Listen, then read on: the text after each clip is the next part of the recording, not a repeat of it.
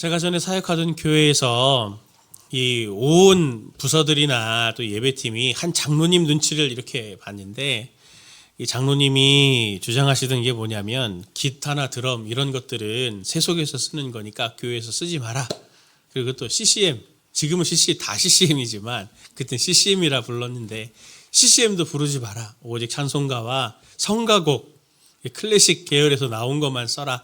이러면서 이제 막 그러셔가지고 이제 성도님들이 많이 힘들어했는데, 오늘날 지금 우리가 부르고 있는 이 찬양들도 보면은 거의 대부분 음악의 장르로 따지면은 리듬상 이게 모던 락이 많거든요. 모던 락. 뭐 예를 들면 성령이여 임하소서, 성령이여 임하소서. 그리고 또 저 높은 하늘 위로 밝은 태양 떠오르듯이 난 주저하지 않으리. 이런 게 다 이제 다 모던 락인데, 어떻게 교회에서 락을 부르냐? 그러면서 이 사탄의 음악이다, 막 그렇게 하시는 분들도 있었습니다. 근데 그 당시에도 이제 여러 논쟁들 하던 분들 중에 하는 얘기가, 뭐 기타든 드럼이든 뭐 그게 키보드든 그게 악기가 중요한 게 아니고 그게 어떻게 쓰이느냐라고 하는 게 중요한 게 아니냐라고 하는 그것들을 갖고 많이 논쟁들을 하곤 했거든요. 그런데 이 형식과 이 내용, 이런 부분들 가지고 논쟁하는 것들은 예수님 당시에도 있었던 논쟁입니다. 예수님이 이 땅에서 사역하실 때 율법을 참 중요하게 여기는 유대인들을 예수님은 끊임없이 가르치시고 지도하시고 애정을 가지셨던 부분 중에 하나가 뭐냐면, 결국에는 마음의 문제, 그게 중요하다라고 하는 거를 율법의 정신, 마음, 이걸 굉장히 예수님이 강조하셨죠. 마태복음 7장 18절 그리고 20절부터 23절 말씀 보면 예수님이 이렇게 말씀하시는 장면이 나옵니다. 예수께서 이르시되 너희도 이렇게 깨달음이 없느냐? 무엇이든지 밖에서 들어가는 것이 능히 사람을 더럽게 하지 못함을 알지 못하느냐? 또 이르시되 사람에게서 나오는 그것이 사람을 더럽게 하느니라. 속에서 곧 사람의 마음에서 나오는 것은 악한 생각, 곧 음란과 도둑질과 살인과 간음과 탐욕과 악독과 속임과 음탕과 질투와 비방과 교만과 우매함이니, 이 모든 악한 것이 다 속에서 나와서 사람을 더럽게 하느니라. 사람이 하는 행동으로 하는 것이 문제가 아니라 사람의 속, 마음에서 나오는 것들이 다 더러워서 결국에는 다 이게 문제가 되는 거 아니냐라는 말씀을 예수님도 이렇게 하십니다. 아까도 말씀드렸던 그 장로님도 보면 자기 기준에서 생각해서 자꾸 판단을 하시는 거죠. 자기 자신의 기준화, 절대화하니까 문제가 되는 거 아닙니까? 오늘날 이런 위험은 우리에게도 있을 수 있습니다. 저도 사역하면서 제가 스스로도 늘 점검하고 또 점검하고, 또 우리 교역자들에게도 뭔가 계획을 하고 이런 것을 할 때 제가 늘 다시 점검하라 하는 질문 중에 하나가 뭐냐면, 왜? 라는 걸 한번 물어봐라. 왜? 라고 하는 질문을 스스로에게도 저는 잘 던져요. 왜냐하면 그게 왜라고 하는 질문 속에 왜 그걸 하려고 하냐, 또 왜 그런 방식으로 하려고 하냐라고 하는 것들을 통해서 본질이 뭐고, 그리고 거기에서 변질이 오지 않도록 조정해야 될 것들을, 건강한 것들을 발견하게 되거든요. 왜라는 질문을 던지지 않으면 우리가 참 이것도 관성이 있어가지고 늘 하던 대로 하다가 보니까 정신이라고 하는 건 어디 가고 없고 형식만 이렇게 남아가지고 하기는 했는데 이게 무슨 의미가 있어? 라는 이런 일들을 우리가 교회 안에서도 삶에서도 여러 번 발견하게 되잖아요. 그러니 이것만 보더라도 성도인 우리가 참 애쓰고 목표해야 될 것은 단순한 외모와 행동의 변화를 우리가 목표하는 것이 아니고, 행동을 나오게 하는 우리의 마음, 속사람의 문제를 우리가 계속 성경이 강조하는 이유가 바로 여기 있습니다. 그래서 성경은 속사람이 새롭게 창조받아서 변화되는 것을 강조하고, 그렇게 변화받은 사람을 새 사람이라고 얘기를 하는 겁니다. 새해부터 온전한 사람, 새 사람의 주제를 가지고 오늘도 제가 말씀을 전하고 있는데, 용서와 용납, 새 사람의 자아상, 다 이 속사람에 대한, 이 내면에 대한, 마음에 대한 부분이잖아요. 오늘 성경이 이런 속사람을 어떻게 우리가 좀 잘 빚어가게 될지, 그 새 사람으로 살기 위한 교훈 두 가지를 오늘 바울이 우리에게 이야기하는데, 그걸 오늘 나누고자 합니다. 첫 번째는 무엇이냐면 판단 기준을 바로 세워라 라고 하는 걸 말았는데 그 판단 기준이 그리스도의 평강이라는 겁니다. 그리스도의 평강을 마음의 기준으로 삼아야 된다는 거예요. 신약의 여러 서신서들을 보면은 그게 바울이 썼든 베드로가 썼든 야고보가 썼든 그 사람들이 쓰는 모든 서신서들의 가장 중요한 공통점 중에 하나가 뭐냐면 하나님의 평강을 말합니다. 오늘도 바울은 하나님의 평강을 강조하면서 우리에게 하나님의 평강을 주시기 위해서 우리를 부르셨다라고 이렇게 말을 하거든요. 15절 말씀을 같이 함께 보겠습니다. 세 번역으로 봅니다. 시작. 그리스도의 평화가 여러분의 마음을 지배하게 하십시오. 이 평화를 누리도록 여러분은 부르심을 받아 한 몸이 되었습니다. 또 여러분은 감사하는 사람이 되십시오. 아멘. 이 말씀 보면 주님이 우리를 부르셨는데 그리스도의 평화를 누리도록 하기 위해서 우리를 부르셨다고 이렇게 말합니다. 여기에 특별히 부르다라고 하는 이 단어는 일상적인 언어에서 사용될 때 보통 두 가지로 쓰여요. 부른다라고 할 때 그 사람 내가 불렀어 라고 말할 때 어떤 때에 부르냐면 식사 초대할 때 이 부르다라는 표현을 쓰기도 하고 또 자주 쓰는 게 뭐냐면 법정에서 사람을 소환하잖아요. 증인으로 서주십시오. 소환할 때 이 부르다라는 단어를 씁니다. 그러니 이 말의 행간을 이해하면은 하나님이 우리가 평강이 없는 걸 아세요. 그래서 하나님은 우리를 초대해서 불러서 소환해서 그리스도의 평강을 우리 삶에 넘치게 누리게 하기를 하나님은 원하신다라고 하는 것을 성경은 이야기합니다. 이게 이 서신서들의 꿰는 맥 중에 하나입니다. 근데 오늘 바울은 그런 평강을 누리게 하기 위해서 한 가지를 부탁하는데 그게 15절 말씀에 제가 다시 읽겠습니다. 세 번역으로. 그리스도의 평화가 여러분의 마음을 지배하게 하십시오. 이 평화를 누리도록 여러분은 부르심을 받아 한 몸이 되었습니다. 또 여러분은 감사하는 사람이 되십시오. 그리스도의 평화가 우리의 마음을 지배하게 하라라고 명령하는데 여기 지배하다라고 하는 브라비오라고 하는 단어는 여긴 지배하다 이렇게 썼지만 원래 단어의 행간이 뭐냐면 이게 심판의 뜻입니다. 심판하다. 이 경기들 보면은 심판이 있잖아요. 심판들이 있어서 이 심판들이 이제 경기를 운영하지 않습니까? 기준들을 가지고. 참 보면은 참 놀랍다 싶은 게 저도 야구 심판들 보면은 공이 진짜 투수들이 엄청 빠르게 던지잖아요. 막 150km. 막 이렇게 막 어떤 거를 시키는데 그거를 딱 포수가 볼인데 스트라이크처럼 보이게 하려고 페이크라 그러죠? 탁 이렇게 받는 경우도 있잖아요. 근데 그거를 딱 잡아내가지고 볼 스트라이크 딱 그거를 이렇게 선언하지 않습니까? 또 축구 같은 경우는 그 참 미묘한 차이인데 딱 이렇게 따라가면서 딱 오프사이드에서 깃발을 탁 이렇게 들어서 경기를 중단하고 다시 시작하게 만들잖아요. 그게 이 브라비오, 이게 주관하다, 이 지배하다라는 뜻입니다. 그러니 오늘 이 본문의 행간을 가지고 오늘 우리에게 바울이 하나님께서 우리에게 말씀하시는 것은 그리스도의 평화가 우리 마음에 심판과 기준이 되게 하라라고 하는 것을 지금 말하고 있는 겁니다. 이것이 생활과 신앙의 가장 중요한 판단 기준이 되어야 됩니다. 그리스도의 평화가 어떤 일을 할 때나 또 어떤 일을 하지 않을 때나 그 기준이 그리스도의 평화와 이게 부합한가 아닌가, 그리스도의 평화를 이루기 위한 것인가 아닌가라고 하는 걸 기준으로 살아가라라고 하는 것을 우리에게 말하는 거죠. 그렇게 살아갈 때 하나님의 평강이 우리 삶에 누림이 있게 된다라고 하는 것을 지금 말하는 겁니다. 우리는 어떻습니까? 그리스도의 평화가 아니라 뭐가 기준이 될 때가 많나요? 내 감정, 내 취향, 그리고 내 생각, 내 이익, 내 명예, 이런 내 자존심, 이런 것들이 판단의 기준이 돼서 가정 안에서도 사랑하는 사람들끼리 갈등하고 다투기도 하고 또 서로를 비난하기도 하고 하는 이런 일들이 일어나는 것 아닙니까?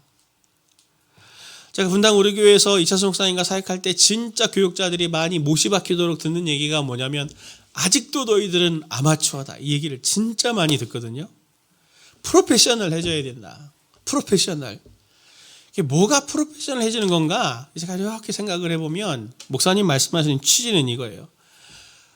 사역을 하는데 뭘 위해서 사역을 하느냐? 뭐 어떤 일들을 기획을 하든지 뭐 사역을 조율을 하든지 하게 되면은 교역자들끼리 서로 이렇게 모여서 이렇게 얘기들을 하잖아요. 이거 했으면 좋겠다, 저거 했으면 좋겠다, 이렇게 했으면 좋겠다, 저렇게 했으면 좋겠다. 이제 막 할 때 거기에 포인트가 때로는 이렇게 논쟁이 될 때가 있거든요. 막 목소리를 높여가면서 논쟁을 할 때가 있는데 그때 그게 성도를 위한 거냐 아니냐 막 논쟁하다 보면 감정이 살짝 상해지면서 나를 무시하고 나를 안 받아주고 내 의견이 접수가 안 되고 딱 이렇게 해서 내가 존중받지 못한다고 생각할 때 그때 막 이제 목소리가 높아질 때가 있거든요. 그때 교역자들끼리 이게 정서가 잡혀 있어요. 어떤 식으로 하냐면 목사님 그거 건강하지 않은 것 같은데요. 이게 성도를 위한 게 아니고 목사님 너무 개인적인 취향을 강조하는 거 아닙니까? 이러면서 서로가 서로에 대해서 엄청 피드백들을 하는데 이게 아마추어인 거죠. 우리가 사역하는 이유는 교회를 위해서고 성도들을 위해서고 성도들의 영적인 성숙을 위해서 사역을 하는 거지 뭐 내 명예와 이거 뭐 내 업적을 이루려고 사역하는 게 아니잖아요. 근데 처음에 그렇게 시작을 했더라도 어느새 보면 내가 주인이 되고 내 기준이 접수가 되지 않는 것 때문에 마음 상하고 어려워하는 이런 게 그게 아마추어인 거죠. 성도님들은 어떠십니까? 성도님들은 그런 면에서 프로세요, 아마추어세요? 누가 기준이 돼 있습니까? 우리는 내가 기준이 되는 경우가 많죠. 그래서 내 마음이라는 기준대로 안 되면 막 화가 나고 또 낙심이 되고 내가 이 자리에 있는 게 적임자가 아닌 것처럼 느껴지고 그리고 자격 없는 것 같이 느껴져서 한없이 막 자기연민과 자존감이 낮아지는 땅을 파고 지하로 막 들어가는 일들이 생기고 때로는 또 내 뜻대로 되고 내 계획대로 돼서 잘 되어지면은 그렇게 해서 역시 나는 멋져. 나는 역시 경험이 많아. 이러면서 자기 왕국을 자꾸 만들려고 하거나 또 내가 한 게 이만큼인데 내가 이 정도 대우는 받아야 되는 거 아닌가. 마치 지분이 있는 것처럼 자기 권리를 부서 안에서나 학교, 교회에서나 뭐 직장에서나 자기 권리를 찾으려고 하고 하는 그런 모습들이 있기 때문에 갈등과 눈물이 평안이라고 하는 것들이 사라지는 거 아닙니까? 주인이신 예수님은 거기에서 어디에 계시는 거예요? 우리는 내가 참 소중한 존재죠. 하나님이 나를 사랑하시니 내가 참 소중한 존재지만 내가 중요해져서는 안 됩니다. 내가 소중하지만 내가 중요해서는 안 돼요.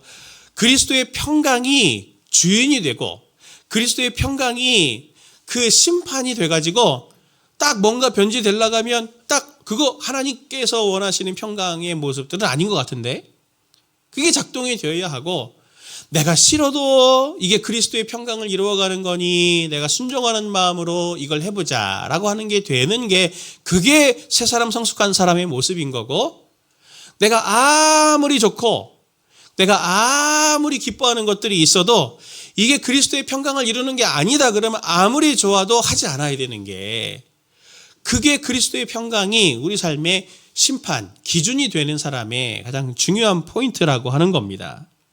우리는 그리스도의 평강이 기준이 되어서 내가 그 그리스도의 평강 안에 머물고 그리스도의 평강이 내 삶을 흘러넘쳐서 내 주변이 그리스도의 평강으로 차오르도록 하나님은 우리를 부르신 사람들입니다.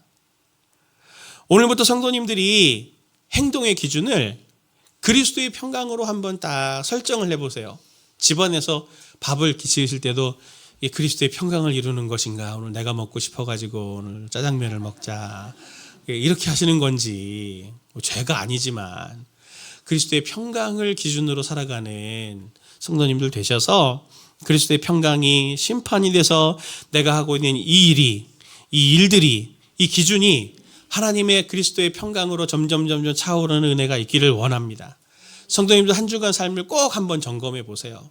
한 주간 성도님의 삶을 점검해 보면서 그리스도의 평강이 머물고 있습니까? 성도님들 삶에? 아니라면 무엇 때문에 그리스도의 평강이 머물지 않았나? 내가 기준점이 흐트러진 것은 아닌가? 내 마음의 기준이 그리스도의 평강이 아니었던 것은 아닌가? 라고 하는 것들을 점검해 보시고 하나님께 그리스도의 평강을 구하셔서 그 그리스도의 평강이 성도님들의 마음에 머물고 심판 역할을 하는 은혜가 있으시길 예수님의 이름으로 축원을 드립니다. 새 사람으로 살기 위해 두 번째는 행동이 필요한데, 어떤 행동이 필요하냐면 예배로 그리스도의 말씀이 머물러야 새 사람의 행동이 나오게 됩니다.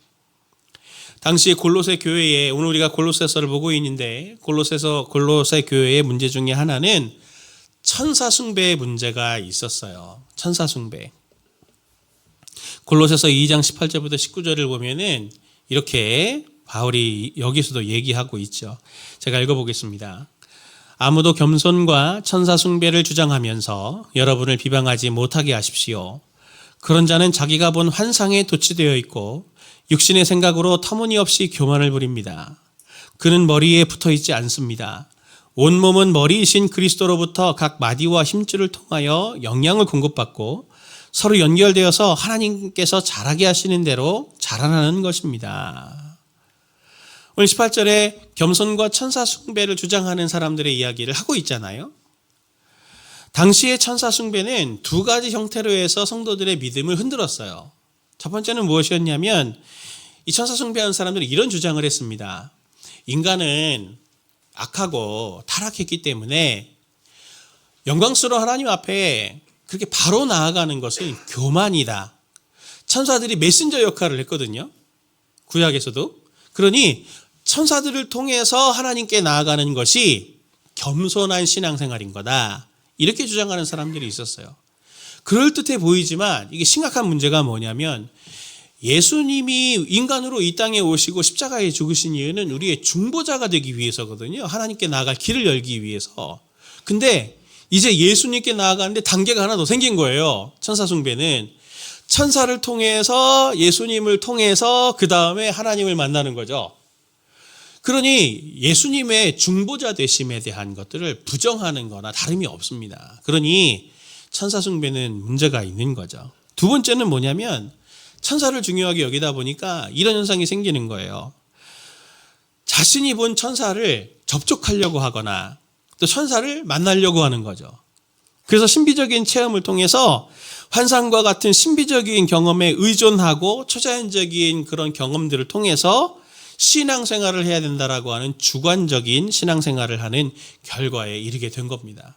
그러니 천사가 나에게 만나가지고 나 천사를 만났는데 천사가 이렇게 얘기를 했어 하면서 그걸 막 얘기하고 그걸 따라 사람들이 또 막 이렇게 몰려들고, 그러니 주님께서 주신 계시의 내용인 복음을 그것보다 이게 더 천사가 전한 메시지라고 하는 이 경험, 개인적인 경험이 훨씬 더 커져가는 이상한 주관적인 신앙에 빠져들게 되니 온 교회가 이제 흔들리는 거죠. 그래서 이 골로새서를 쓴 겁니다. 그래서 바울은 오늘 19절에서 이렇게 말하죠. 이렇게 주관적인 신앙, 천사 숭배하고 주관적인 신앙을 갖는 사람들에 대해서 뭐라고 아주 힘있게 말을 하냐면 19절 말씀 보면 그는 머리에 붙어 있지 않습니다. 온몸은 머리이신 그리스도로부터 각 마디와 힘줄을 통하여 영양을 공급받고 서로 연결되어서 하나님께서 자라게 하시는 대로 자라나는 것입니다. 굉장히 무서운 얘기죠. 그들은 예수님께 붙어 있는 사람들이 아니다. 굉장히 무섭게 지금 얘기를 해요. 오늘날 천사 숭배하는 사람들은 찾아보기 어렵습니다. 그러나 천사 숭배자들이 가지고 있는 이런 신비주의적이고 주관적인 신앙의 이런 위험들은 오늘날에도 상존하고 있어요. 대표적인 예로 제가 하나 신조어가 있던데 들어보셨는지 모르겠습니다. 유반젤리즘 들어보셨나요? 유반젤리즘. 제가 이거 처음 듣고 뭔가 그랬더니 이게 유튜브에서 유를 땄고 복음 전도에서 이반젤리즘 합성이 돼가지고 유튜브를 통해서 복음이 전파되고 신앙이 이루어지는 현상을 유반젤리즘이다 이렇게 얘기를 하더라고요. 참 말도 잘 만들어냅니다.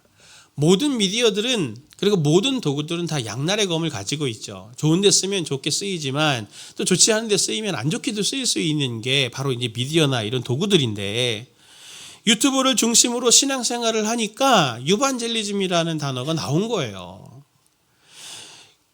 유튜브를 중심으로 신앙생활하는 건 절대로 예배를 대체할 수가 없습니다. 왜냐하면 태생적으로 유튜브는 성도님들 아시듯이 알고리즘에 의해서 계속 내가 원하는 것들을 추천해 주잖아요. 제가 진짜 놀랐어요. 어떻게 하다가 뭘 하나 가방을 찾아봤는데 정말 가방 리뷰가 막 쫙 뜨더라고요. 정말 무섭다.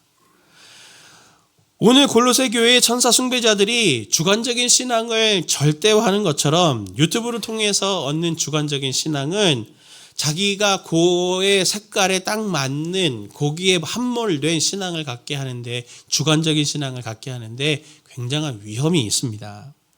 그래서 오늘 바울은 본문 16절에서 이렇게 말하죠. 16절 말씀을 같이 봅니다. 시작. 그리스도의 말씀이 너희 속에 풍성히 거하여 모든 지혜로 피차 가르치며 권면하고 시와 찬송과 신령한 노래를 부르며 감사하는 마음으로 하나님을 찬양하고. 오늘 말씀을 보면은 이 16절을 보면 16절은 15절과 똑같은 문장 구조로 되어 있거든요. 근데 여기에서 하나님의 말씀이, 그리스도의 말씀이 너희 속에 풍성히 거하여 라고 할 때 이 거하다라는 뜻이 어떤 뜻이냐면 거주민이 되게 하라는 뜻입니다. 그리스도의 말씀이 너희 마음속에 거주민이 되게 하라. 당시에 랍비들에게 격언이 있었습니다. 어떤 격언이냐면 이렇습니다. 집에 거주하는 사람은 단순히 지나가는 손님이 아니라 집의 주인이다. 집에 거주하는 사람은 단순히 지나가는 손님이 아니라 집의 주인이다. 이런 격언이 있었습니다. 그러니까 집에 거주하는 사람이 누가 집에 살아요? 주인이 살죠. 손님이 살겠습니까? 그거 당연한 얘기를 이렇게 길게 풀어놓은 건데 무슨 말이냐면 이 마음속에 무엇이 있느냐가 그게 주인이 될 가능성이 크다는 거예요. 바울도 오늘 한때 랍비였었기 때문에 이런 격언을 알고 있었을 텐데 16절에서 강조하는 세 사람, 그리스도의 말씀이 풍성히 너희 안에 거주하여 너희에게 집주인이 되어야 한다. 그렇게 집 짓고 사는, 말씀이 너희 안에 집 짓고 사는 존재가 되어야 해. 그게 새로운 사람이야, 새 사람이야 라고 하는 걸 말하는데, 어떻게 그리스도의 말씀이 내 마음에 풍성히 거하게 되는지를 그 뒤에 설명을 합니다. 아까도 말씀드렸듯이 16절 말씀을 원문으로 보면 15절과 동일한 문장 구조라고 말씀을 드렸는데, 그걸 살려가지고 읽어보면 이렇게 읽을 수 있어요. 그리스도의 말씀이 너희 속에 풍성히 거하게 하라. 명령형으로 되어 있습니다.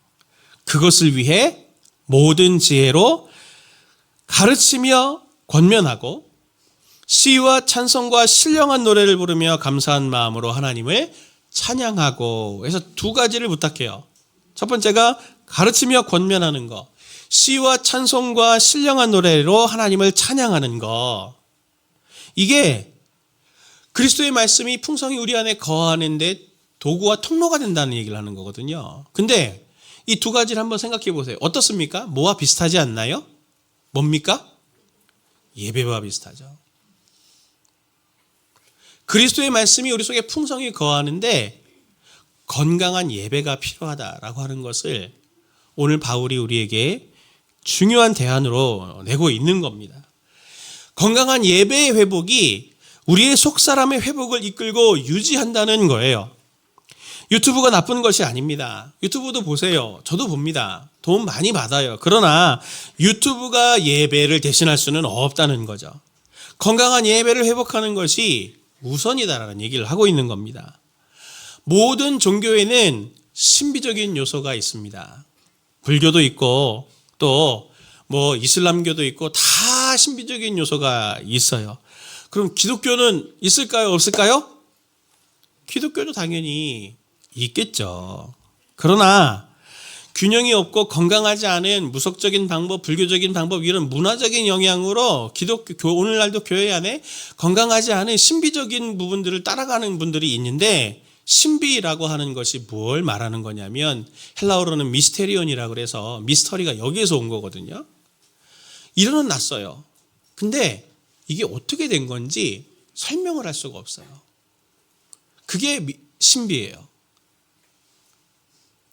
성도님들이 워낙 익숙해가지고 성경을 읽거나 또 교회에서 찬양을 부르거나 할 때 놓치시는 것들이 있거든요. 그 중에 하나가 뭐냐면 이름입니다. 이름.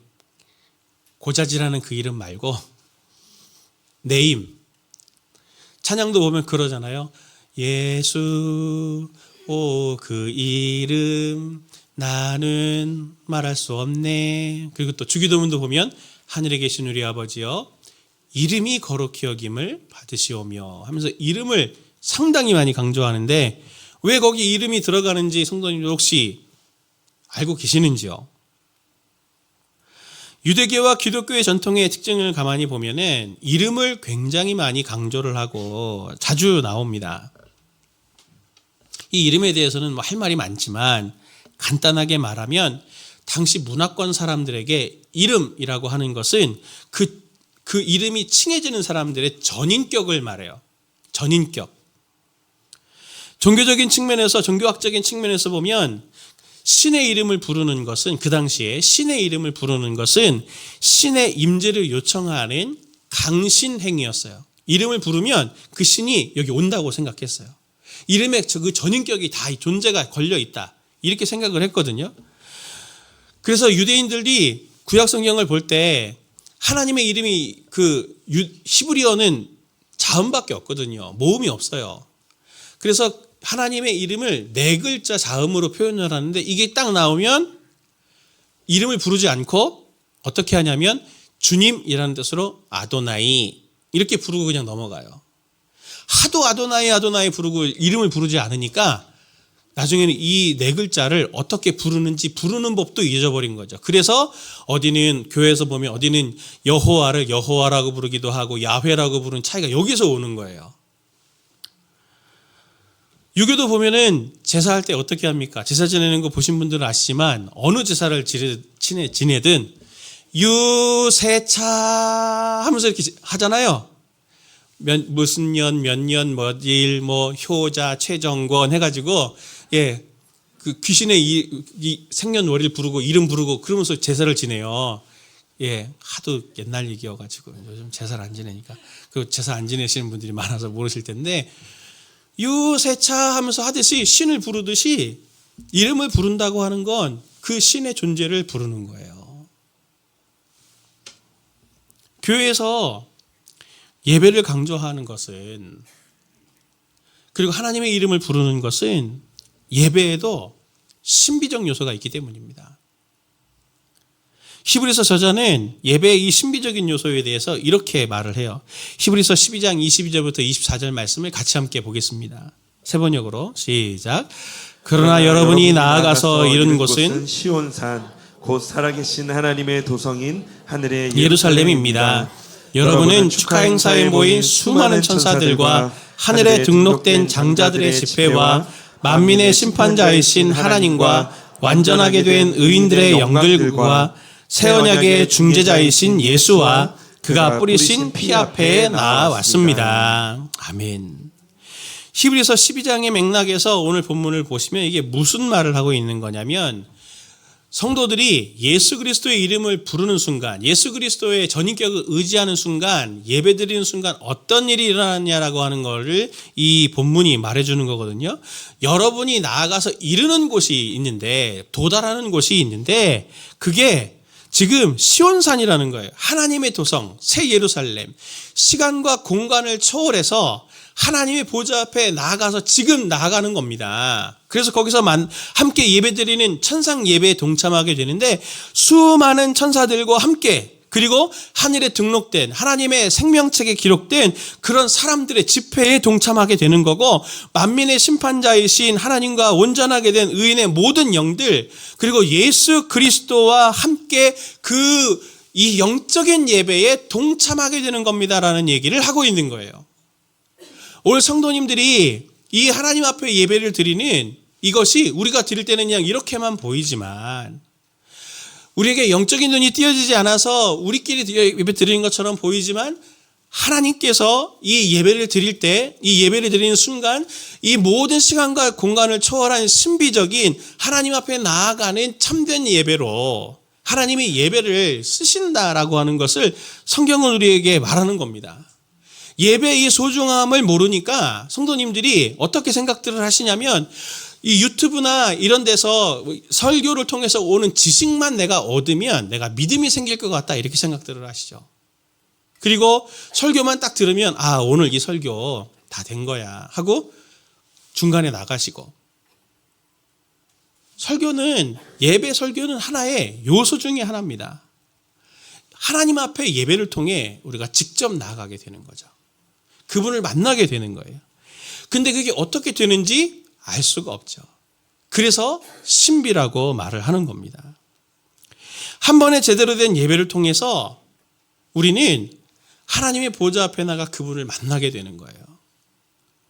인격이신 그분과 우리가 만나게 되는 거죠.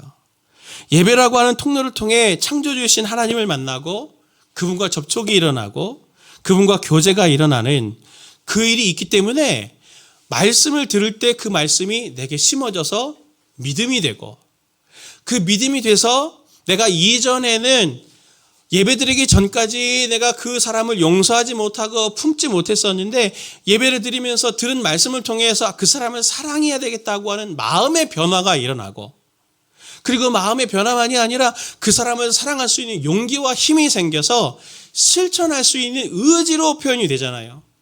제가 보니까 모든 것들은 다 쉬운데, 비교적 쉬운데 제일 어려운 게 마음이 안 변하잖아요. 제일 어려운 게 마음의 변화거든요.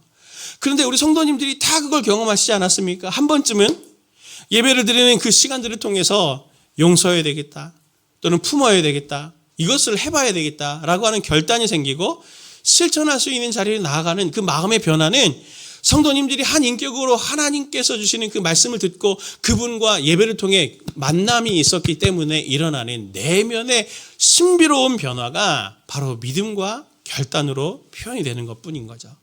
근데 그게 어떻게 된 겁니까? 성도님들이 그 결단이 있을 때 내가 하나님을 만났다라고 생각하셨나요? 그러나 하나님을 만나고 하나님과 접촉하지 않고서는 그런 일들은 절대로 일어날 수가 없는 일입니다. 설명할 수 없기 때문에 일어나는 신비, 이게 바로 고차원적인 신비인 거죠. 무속에서 보는 것처럼, 영화에서 보는 것처럼, 어떤 책에서 보는 것처럼, 또 안 보이는 영적인 존재들이 막 눈에 보이기도 하고, 목소리가 막 변해져 갖고 막 죽은 사람이 과거의 기억을 막 얘기하기도 하고, 또 기도할 때 병든 것들이 낫고 방언을 하고 미래의 일들을 예지하면서 하는 일들 일어날 수 있어요. 구약 성경도 보면은 그런 일들이 일어났으니까요. 하나님 하실 수 있어요. 그런데 이런 것들은 다른 종교에서도 분명히 일어납니다. 제가 봤어요. 천주교인들 중에서도 방언하는 사람이 있다는 걸. 근데 실제로는 이게 하나님에게 있어서나 이런 기독교적인 면에서 보면 이러한 일들은 굉장히 저차원적인 신비입니다. 병든 것을 낫게 하는 능력이 있다고 칩시다. 병든 것을 낫게 하는 능력이 사람의 죄를 해결해 줄 수 있나요? 미래를 예지하는 능력이 사람의 중심을 변화시킬 수 있던가요? 방언을 하는 것 나쁘고 잘못된 게 아닙니다.